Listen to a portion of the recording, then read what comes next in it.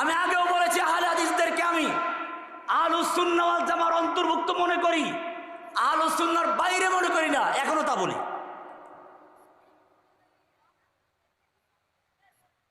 আহলুস সুন্নাহ ওয়াল জামা সব মিলি ইখতিলাফ ফিকহি মাসায় আছে, কেউ হাত বাঁধে এখানে, কেউ এখানে।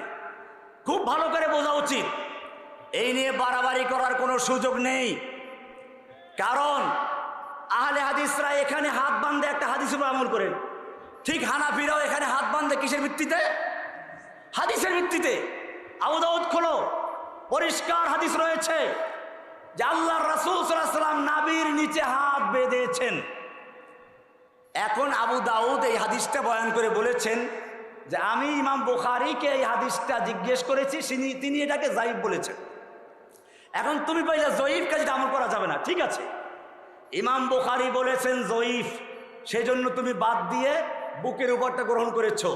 কিন্তু জেনে রাখো হাদিসের অন্য ইমামরা ওই হাদিসকে সহিহ বলেছেন, অন্য হাদিসের তাবিল করেছেন। কাজী হানাফিরাও কি করে ওই হাদিসটা গ্রহণ করেছেন।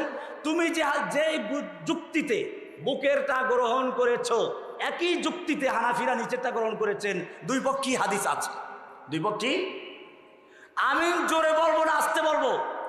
তিরমিজি শরীফ খোলো, একই হাদিস দুইজন বর্ণনা করেছেন। একজন বলেছেন খাফাদা বিহা সাওতাহু, একজন বলেছেন মাদ্দা বিহা সাওতাহু। একজন বলেছেন জোরে আওয়াজ করেছেন, একজন আস্তে আওয়াজ করেছেন। দুই গ্রুপ দুইটা নিয়ে গেছেন, দুইজনই হাদিস মানে।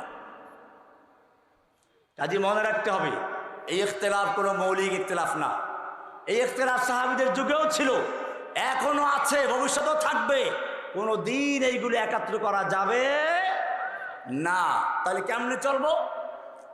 চলবো এরকম, যার যার জায়গায় ইখতিলাফ থাকুক, মৌলিক বিষয় আমরা একাত্র।